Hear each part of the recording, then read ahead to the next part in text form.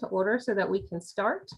The SHAC members that are present with us today, and I'll just state the names of the people that I see. I have Nian Dunn.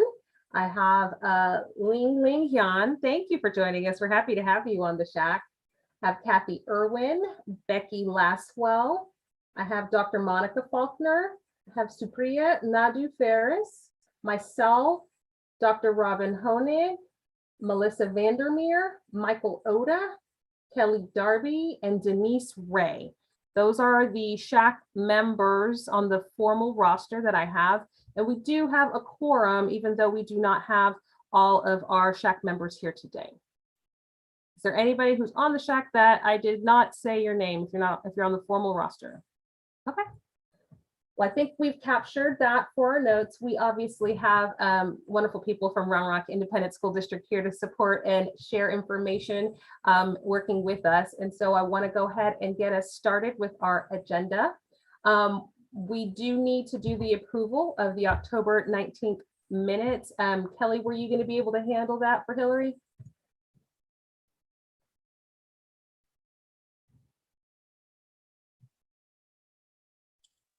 I'm sorry, what is it that I need to do? Just to get the approval of the October 19th minutes, or did you want me to do that? Should I make a motion? Well, if there's any corrections or anything that anybody saw as far as the minutes, they should have gone out as well. Did anybody notice anything? Okay, so then now I think we can take a motion.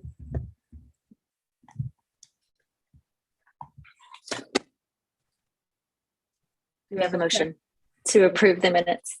All right. So we have, Seconded. thank you. We have Kelly. Well, since you're, I guess, stepping in for Hillary, we'll call Dr. Faulkner second the motion, if you don't mind, Dr. Faulkner, is that okay? I see a head nod, yes, and then Dr. Honig a second.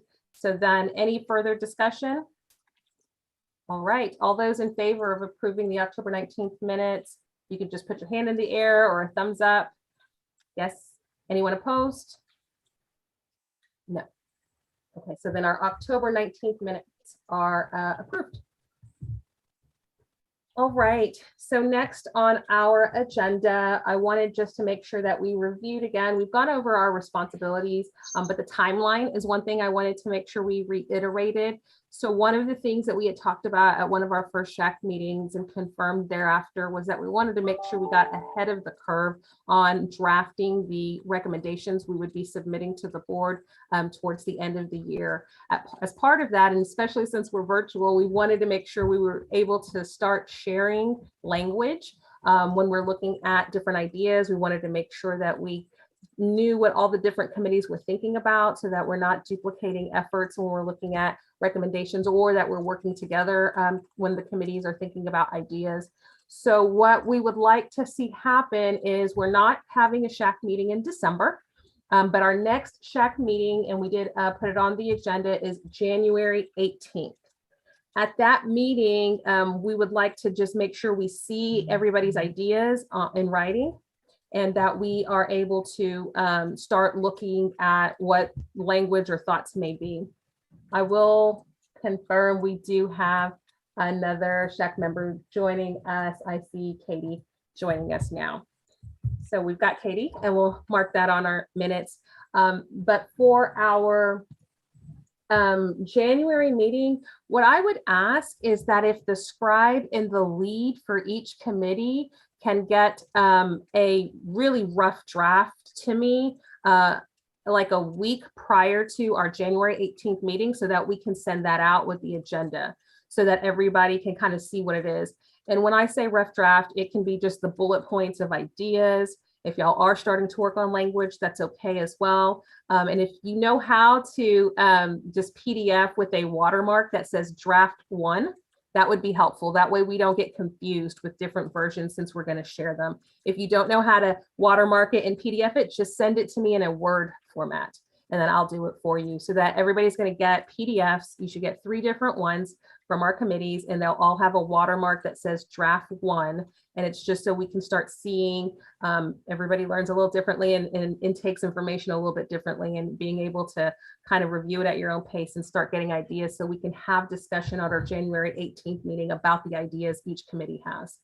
So I just wanted to prepare everybody. We've got a whole month where we won't meet, so we'll be able to work on those and getting those. And y'all can just, the chair, once you work with your scribe on getting that draft, the chair can just email it to me directly and I'll get it together so that it can go out to the entire committee.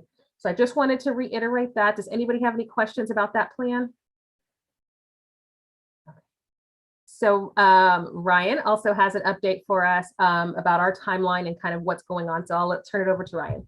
Thank you. I just wanted to give a brief update just so everybody could hear it about the, I know in at least one of the working groups who were talking about updating the middle school human sexuality curriculum. And Tara, definitely jump in here, correct me if I say anything incorrect. But currently that process starts with a board resolution. And our plan at this point is to take that resolution to the board either in December or January. And then after that gets approved or not approved by them, that's when we as the SHAC essentially would be directed to start vetting resources, do all those things to update that curriculum. The reality is the Worth Away curriculum is no longer, even I think everybody knows it here, but no longer supported by the original author and the vendor. So we're in a position where we're either going to have to update, or we're going to, at least for the time being, have to continue to use what we have. But that process all does start with a board resolution. So just wanted to give everybody an update on that timeline, which hopefully it'll go in December, possibly January. That's a board president and everybody else decision beyond those of us here tonight. So just wanted to give an update on that. Any discussion or questions about that? Yes, Robin. Hey there. Why so late? We've known that we've had to do this since the summer. And why are they not talking about it till the winter? That's a question I can ask. I don't have an answer for that tonight, but it's definitely something that I can explore. That would be awesome. We're going to try to get that on the agenda for December, and hopefully we can move forward at that point. I appreciate it. Thank you. Anything else? All right. Okay, so we'll move on through our agenda. Can I just Oh, yes. Can I just clarify something Ryan just said?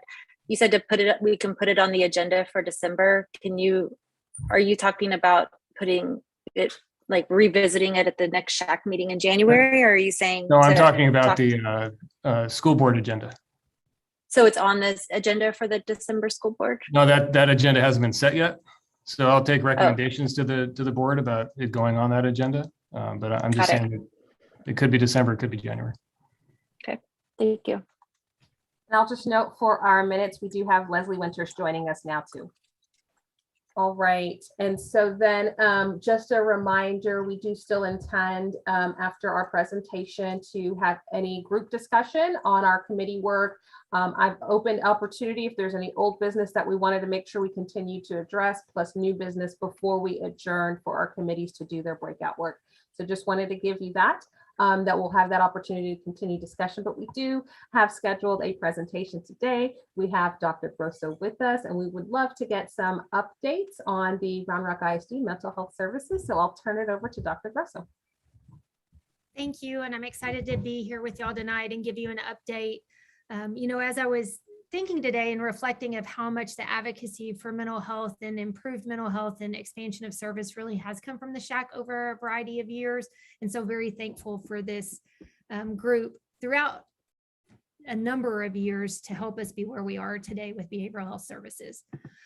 I sort of wanted to start with a definition of behavioral health that I think encompasses how we see it within the district and why behavioral health instead of other words or mental health and things. And so the reason I really like this definition is it's not only the promotion of mental health and resiliency and well-being and the treatment, but it's also how we help families and communities during their recovery process. And I think especially a lot of the work our social workers do and how that exemplifies what they do with our families. And it's not just helping the student, but it's helping the whole family system and the whole community for the well-being of our students in the district.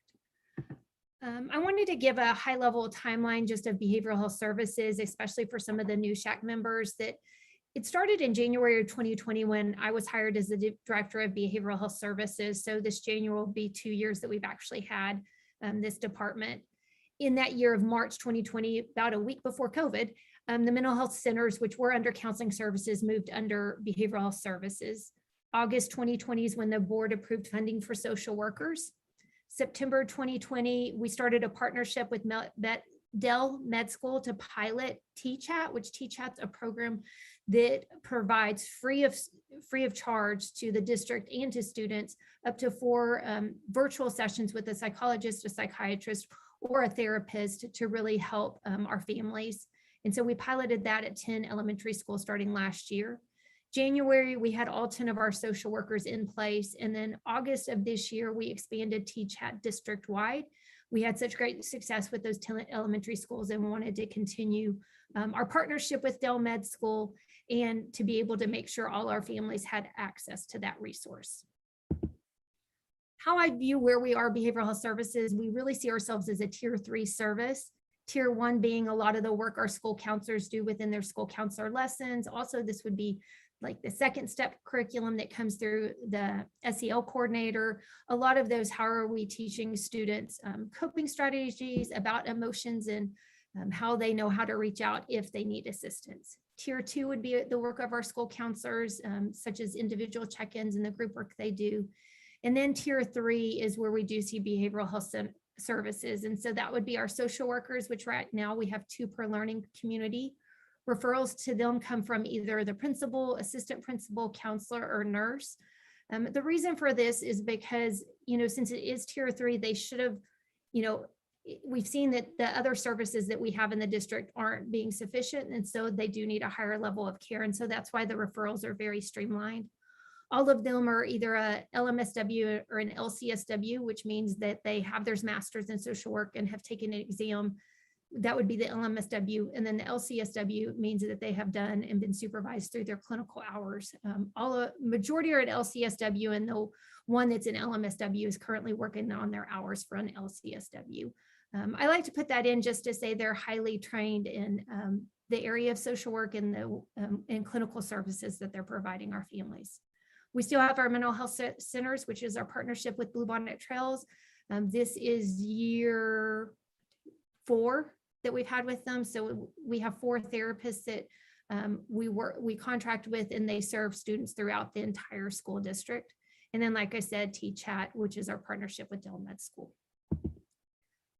Since behavioral health services is relatively new, it's hard to have historical data, especially since the social workers really started last year full force in January. So I often get asked, how does this year compare to previous years? And so I pulled 2 different data points. One is our anonymous alerts. So that's our alert system that if there's a concern, a student, a community member, a parent, anybody can put that in, and then it's followed up on by the campus.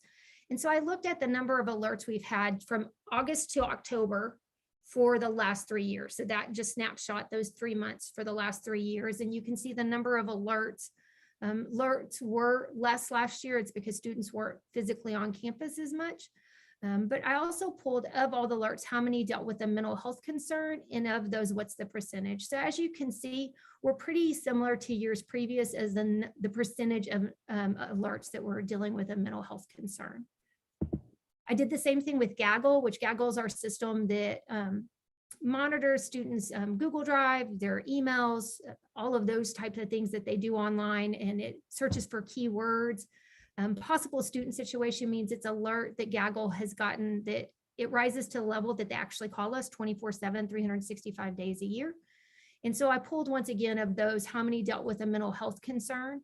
We are higher than 2019 for the percentage of those that dealt with a mental health concern, but we are down from last year. So just wanted to give you some context data of where are we compared to previous years. So where are we with our referrals? Once again, this is only through the end of October, but as of the end of October, there have been 221 mental health center referrals. And that's compared to all of last year, we had 362 referrals. So from that, we can tell we're tracking way more referrals this year than we did last year. Same is true for social workers. Social workers total last year had 517. We're at 320 at the end of October. And then I just looked today and we're up past we're at 406 now, just midway through November. So once again, realizing there is a huge, there is a need for the services and these higher level of services. The graph, the pie graph you'll see, it's what type of referrals our social workers are getting. Primarily it's mental health concerns, but as you can see, we also have behavior concerns or basic needs is a high area, then followed by significant family stressors or substance use. The basic needs, we're really fortunate that Partners in Education, they have a resource boutique that they allow social workers to have access, and that provides immediate food, personal hygiene, a variety of different things for our families. So as the social workers are working on getting longer term support for our families, they are able to get some immediate relief. Education and training, which we know is critical. Mental health first aid youth is a fantastic program that we've been doing in the district for a number of years. It's a longer program, but we're thankful that a grant with PTA allowed us to train 3 social workers to be trainers. And we partnered with health services the last PD day to make sure the nurses who've come on the last few years get trained in that. The next 3 are curriculum from American Foundation for Suicide Prevention. And if you remember the last 3 years, SHAC has sponsored the suicide prevention walk in the spring last year. Kelly Darby did an excellent job chairing that walk. And so a lot of the funds raised through that have been able to support the programming. So Talk Saves Lives, an introduction to suicide prevention is it's a 45-minute presentation, research-based, evidence-based on suicide and suicide prevention, talks about risk factors, protective factors. All school counselors and social workers were trained to deliver the presentation. And as of last week, we had trained over 4,300 staff members in Talk Saves Lives. We're now, It's Real Teens and Mental Health is the newest program by AFSP. It's basically being piloted in a few districts, and we got the approval to do it here. So we are in the process of training all the school counselors and the social workers so that they can deliver that to high school students. That's the age group it's targeted to. And so all high school students, that any high school student could receive that. And so school counselors will work with their campuses of when or times that can be offered. The last one is Gizmo's Possum Guide to Mental Health. It is a book that is about a therapy dog. It's like live action pictures of dogs. It's really cute and adorable. But it also has online curriculum that goes with it, talking about like what are different coping strategies, who are the trusted adults I have that I can talk to about emotions and feelings. And so that's going to go to every elementary campus, and our dual language campuses will get that in English and Spanish, which we're really excited that they'll be able to have them in both languages. We are expanding our services to meet needs. I think you might remember last year we did partner with Carry for Kids to offer some support. At the end of the year, we evaluated, was it meeting the needs we had, and it was determined it wasn't. And so instead we are taking a different approach this year. And so we currently have are hiring for 4 positions. We are hiring for a staff social worker, and this will be a social worker purely focused on staff needs. We have found that we have 6,000 employees, and they are struggling in the midst of lots of the last 2 years. And so we want to be able to support them also. Our current social workers do support staff, but we often find that sometimes then it becomes a dual relationship, and it's not always comfortable for a staff member to come to somebody that then they're going to talk to about a student later on. We're also hiring 2 crisis social workers that are going to purely focus on crisis support. Some of you might know that MOT is now being transitioned into Round Rock. The city of Round Rock's taking it over. It's in a lot of flux right now. And so we're actually going to be able to do some of that services ourselves. MOT the last year has also been virtual, and sometimes there's long wait times. And so hopefully we can eliminate some of that and bring that so it can be within behavioral health services. And so for continuity of care, and then transitioning students to one of the campus social workers. We're also hiring a coordinator of social work services, which is they're going to develop a social work intern program. So to work with UT, Texas State, so that we can house master's level interns to be able to assist our students, and also a great educational opportunity for them. They'll also oversee all the crisis work of the district, including like supporting the crisis social workers. And so that is happening. Those are posted right now. So we're hoping to have all of those in place by the first part of January, and really excited to continue to expand the services we provide to the district. And that's all the content I have, but I would love to answer questions or talk if you have any thoughts, opinions. Thank you, Dr. Grosso. Very, very glad to have the updates and kind of see where things are. Let's open up. Do we have any questions? Yes, Michael. Thank you. I guess I had a question on the slide, and I didn't write the numbers down, but please correct me if I'm wrong. But for the mental health center, which has 4 counselors, there in the district, there were 98 referrals. Is that correct? No, there's been 221, but those aren't actual students that have been seen. What happens sometimes is a referral happens and then parents end up denying services because, once again, T-Chat, all of those can't happen without parent support. Or it was a referral was made and then they've gotten service somewhere else. So there's 221, but that's how many have been referred, but not actually how many accepted the services. So do we have numbers on who actually got seen and how long it took them to get seen? I will tell you that wait times have been less for us than anywhere in the community. It depends. So a lot is how quickly parents call us back. So once a referral made, like Bluebonnet does reach out to them, because we can't see a kid without parental approval and that kind of stuff. And sometimes parents don't call back very quickly. And so it goes through some time. And if we're not able to do that, then we'll follow up with them again from the district side. We did have about 100 referrals within a month. So it took a little bit of time to processing over. But once again, I mean, even if it's 2 weeks to a month of wait, that's considerably less than what's ever being seen in the outside the district. All right, we've got a couple more questions also. Did you have another one, Michael? I did. So one of the things, I just came from a university ed admin conference, and a couple of the presenters had been doing studies on this type of system, modeled after RTI, which I have no issues with using an RTI model when it's done appropriately. One of the things that they showed was that students of color were disproportionately being referred for mental health services in these studies, these 2 studies, and I can search the conference if you want to see those papers. Do you have data on the demographics of the individuals who are being referred? And if you remember when I was here the last SHAC meeting, that in the responses was all the demographic data from last year. So I broke down demographic data for the mental health center referrals and the social worker referrals by campus, by both of those, for that reason of looking at demographic data. We'll also do that again at semester this time.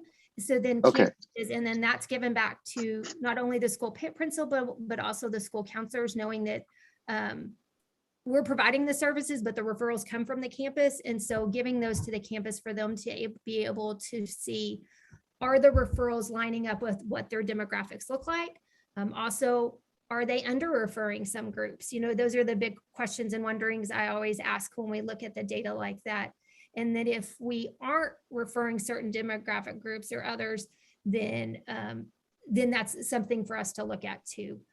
So the tier 3, like it is RTI, but it's not, for us, it's not based on the behavior RTI, which often is from discipline data and stuff. That's not how kids get referred within our system. Okay. And so that semester data, will that be shared with us, the SHAC? Yeah, I mean, and it's as soon as I can get it. It takes, we don't have a system, so I have to hand do all the data for each campus. So it takes quite a long time to crunch numbers like that. But yes, I mean, that's not anything we hide. Like I said, y'all have access to the report that I did this summer. I think somebody put it in the chat. Thank you for that. Yeah, thanks. And so that, and like I said, that did get passed on to campuses and all the school counselors. All right, Okay, so we great. have some more Thank you. questions. We'll go with Leslie next. Hi, just want to make sure, yes. And one, I think it was slide 7, there was a mental health program that was going to be given for the elementary students. Can you tell me a little bit more about that? Oh, the Gizmo possum curriculum. It's not going to be given to all elementary schools. It's just going to be a resource for the school counselor if they want to use it. It's a book, and it really has, like, you can even look online if you do Gizmo possum. It's developed, and it's just really like basic feelings and stuff, like what are my feelings if I'm struggling, like who are the trusted adults, and so kids can write down who their trusted adults are. And it's pictures of therapy dogs and stuff, and so kids have responded really well. Like, I took it home and read to my kid before we even looked at it. The others that have seen it, but like I said, it's not like we're blanket doing this. It's just going to be a resource available to the schools. Okay, and it's not digital at all. It's actual physical book.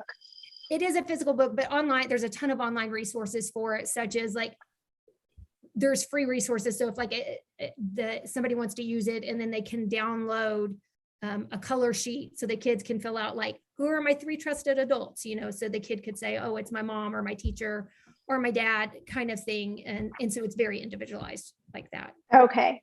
Is any data saved from that at all? Like I said, we don't even have the books yet. Okay. Yeah, like, it's just a Okay, resource thank we're you. providing to the campuses. It's not like it's being mandated to use. We just want them to have the resource. Okay, thank you. All right, thank you. Next, we have Robin. Okay, so my question is, how many kids are referred but then not seen because their parents don't get back with the people who called them? And is there ever follow-up with the parents? Yes, there's always follow-up after they haven't. There's a system we have with Bluebonnet Trails. If they've reached out, I think it's 2 or 3 times, then they haven't gotten back to them. It's a phone call. It's also emails. Then it goes back to the school counselor or the social worker, whoever referred. So then they can follow back up with the families. And so, yes, we do every attempt we can to make sure that families are served. I mean, social workers have even done home visits to get signatures on Bluebonnet Trails paperwork to remove any barrier there is for students to get served. Okay, thank you. All right, next we have Katie. Hi, Dr. Grosso. So how many of the gaggle reports that y'all receive aren't getting referrals necessarily? I'm thinking of something kind of specific, but I'm wondering how broad it is, where someone's referred by someone through gaggle as a mental health concern, and then the counselor communicates with a parent, and then they don't get referred beyond that. And how is that determination getting made? And then as a second part to that, if you have a co-conservator parent situation where the co-conservators aren't in agreement, is that affecting whether or not that child is referred? Yeah, and I'm glad Dr. Lewis is on this call too, because a lot of this is within the counseling layer. So the gaggles, like, that's something's been flagged, and that would be, if it determines there needs to be a referral, that would be after the counselor or an assistant principal or principal has had a discussion with them and determined that there's a higher level needed, or if the parents ask for a higher level need of support, or the student themselves.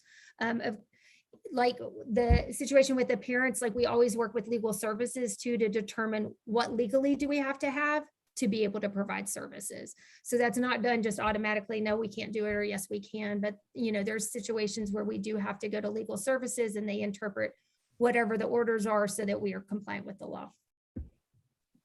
So then if there seems to be a conflict with the parents, is it likely that it won't make it through legal services for that student to receive social services because they're a risk for litigation? No, it wouldn't be a risk for litigation. It would be more, does the order allow one parent to say yes to services over the other? So that's where legal services gets involved. And I can't think of any that we've had like that. Well, I know of at least one. Anyway, that's a different story. Yeah, and it might be that it just even come up to behavioral health services level, because like I said, then the referral wouldn't even come out of that second level of counseling principals or APs. Yeah, it seems, I don't know how, I don't have any data about how rare the instance is what I'm a little concerned about.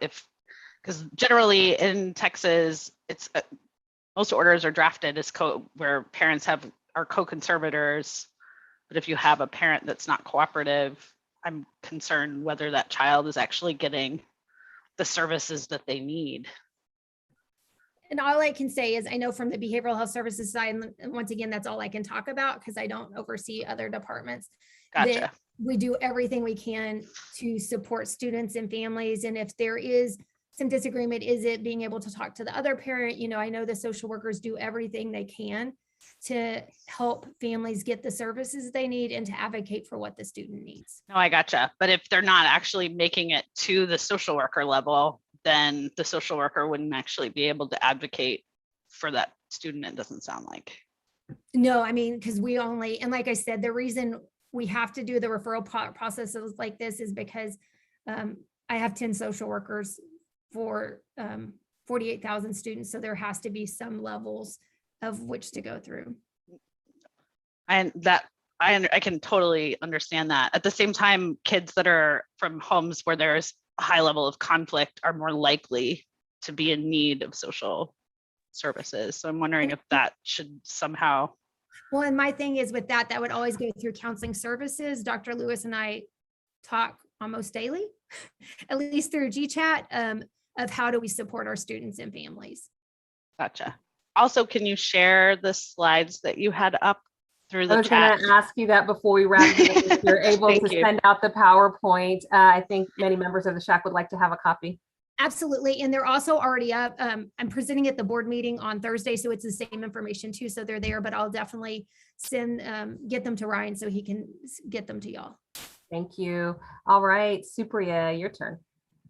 My question was, do you have a breakup, Dr. Grosso, of referrals from elementary, middle, and high school? I don't right now just because of trying to pull numbers. I do from last year. And then once again, I'll have that for the semester. So I'll break it down at this semester. I can say, I mean, most of our referrals are high school and middle school. Just knowing that overall, that's where most of them have come, but it doesn't mean we don't have quite a few elementary ones also. All right. Anybody else have any question or any other discussion on the presentation? Well, thank you, Dr. Grosso, and we'll look forward to sharing the PowerPoint with everybody so they can look at it. And I'm sure if there's any additional questions that come up, we'll be able to field them over to you and see if we can get any answers that we need. So thank you so much for taking the time to be here and sharing with us. Thank you again. And thank you once again for SHAC for being so supportive of mental health and behavioral health and being huge advocates for the services we do have right now. Wonderful. Thank you. All right. Before we move along, just a couple of quick items. One, I just want to note for our minutes, we do have Hillary with us as well. And I did not formally welcome one of our newest SHAC members who is completing a different term for someone else. We now have Ling Yan to our SHAC. I wanted to say hello. If you wanted to say hello and introduce yourself, we're happy to have you join us on the SHAC.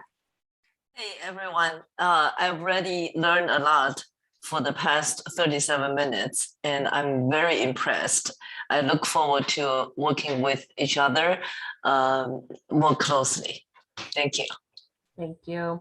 And Ling, I'll let you know we break up into 3 different committees, and I'll just invite you to join whichever committee you would like to be a part of. We have a wellness committee, a mental and behavioral health committee, and a human development and sexuality committee. So when we adjourn, we let you choose your breakout room. And so feel free to join whichever committee you would like to work on. Okay, thank you. Okay, thank you. So then want to open up to any more discussion about committee work right now. Is there any questions, any issues that have come up in your committees that you wanted to talk about with the bigger SHAC? Yeah, if it's okay, if I've been hearing some concerns at certain schools. I don't know if this is completely district-wide, and I don't know where it would fall. So that's why I'm asking the whole committee.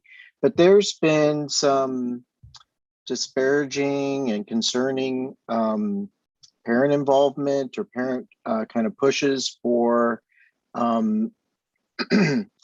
segregating trans students from certain bathroom uses, or I know another parent reached out to me about something about, locker room, and even a teacher who is trans was, I guess, required to use a certain bathroom.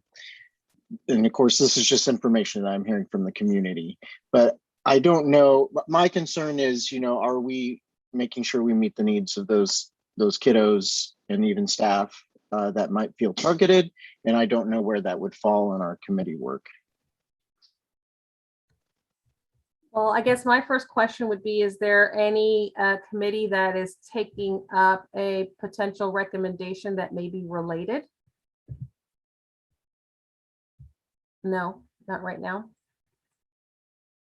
Because we did have our recommendation as it related to bathrooms in the transition from urinals that we had from last year. And so I think that this could, probably fall under any committee really. And I think it just depends.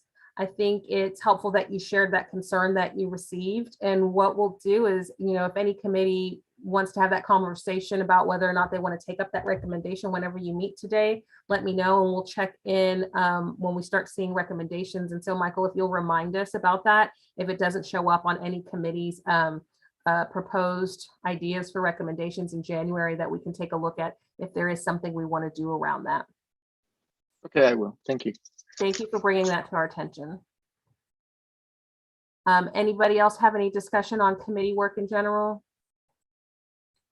Is there any old business that we, something we were talking about before that y'all want to continue a discussion on? Just want to give an opportunity. Yeah, this is Tara Hollywood. Yes. I know that Robin had asked in reference to the middle school human sexuality curriculum, and while we're just getting to it now, we met with Dr. Shulock of Living Well Aware, which is the former Worth the Wait curriculum. However, Baylor Scott and White chose to go ahead and turn it over to her since she was the creator of the curriculum, and it's now called Living Well Aware.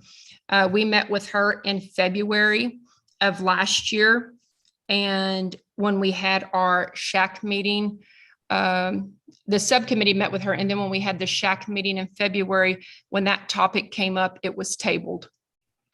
Well, then we had the April meeting, and now here we are.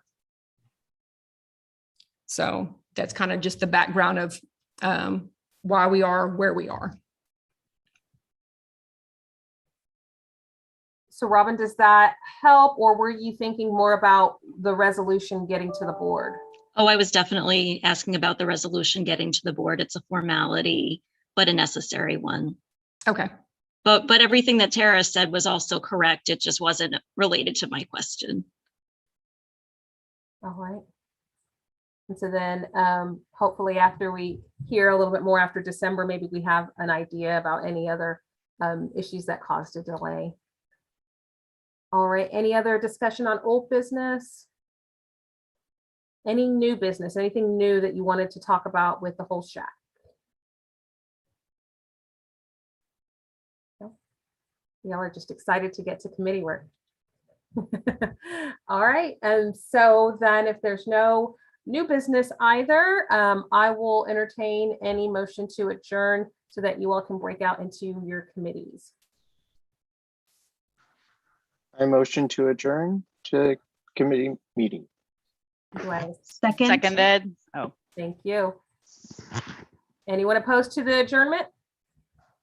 All right, so then the SHAC meeting will be adjourned, and we will stop recording, stop streaming, and allow committee members to go into their breakout rooms. So hang tight and we'll get those rooms set up for you. All right, yeah, I'm setting up the rooms right now.